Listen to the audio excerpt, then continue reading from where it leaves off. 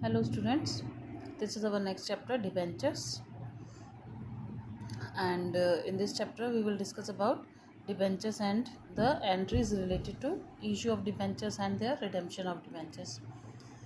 So debentures, what are debentures? These are long term liabilities, or we can say long term borrowings from public, and it carries a fixed percentage of interest and its face value is 100 rupees. And there are different types of debentures also, bearer, non-bearer, convertible debentures. And as per entries related to debentures, the conditions are the same.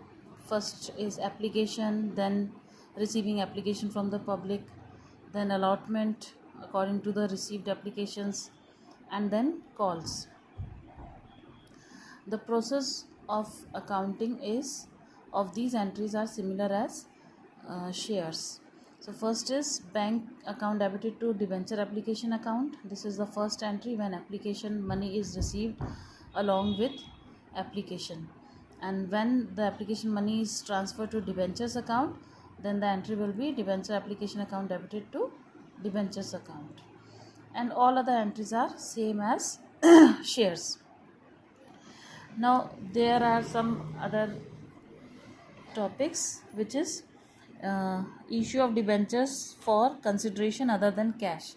अगर कोई asset purchase करते हैं या business purchase करते हैं और उसके बदले में डिबेंचर्स इशू करते हैं, कैश ना देके डिबेंचर्स इशू करते हैं, तो फिर उसकी एंट्रीज कैसे होंगी? When assets purchase on credit, first entry is asset account debited to vendors account. Then जब उनको डिबेंचर्स के थ्रू पेमेंट करेंगे तो vendors account debited to debentures account. अगर प्रीमियम पे डिबेंचर्स पे किए जाते हैं तो vendors account debited to debentures to premium on issue of debentures. और अगर वही डिबेंचर्स डिस्काउंट पे इशू किए जाते हैं तो vendors account debited to discount account debited to debentures account. ठीक है, यही सब सेम एंट्रीज हमने शेयर्स में भी की थी. Now next topic is when debentures are issued as collateral security. तो what is this collateral security? Collateral security क्या बोलते हैं?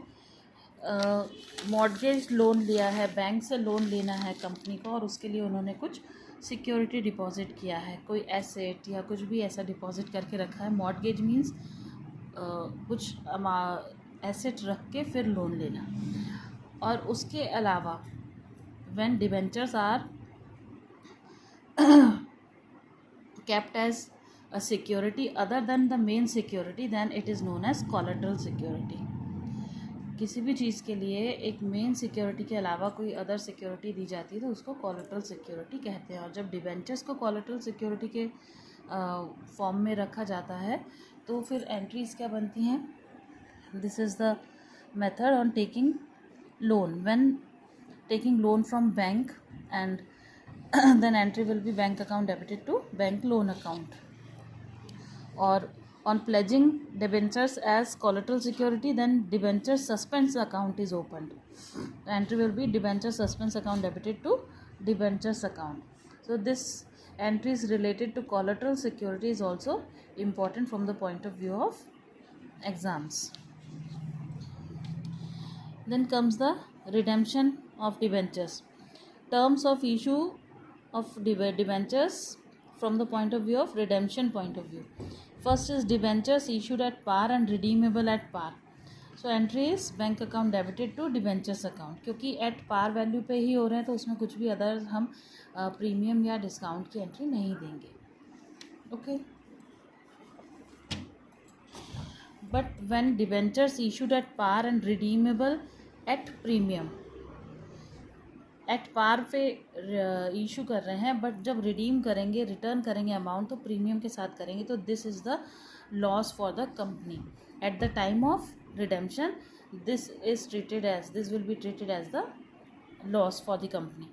सो जब करेंगे इसको तो एंट्री क्या होगी? Bank account debited, loss on issue of debentures account debited, premium account देंगे इसमें, प्रीमियम का amount, then to debentures account with face value and to premium on redemption of debentures. तो सेम अमाउंट आएगा ये premium का debit में भी और क्रेडिट में भी। At the time of issue ही ये एंट्री कर दी जाती है ताकि उसका लॉस का एंट्री बताई जाए। Then next is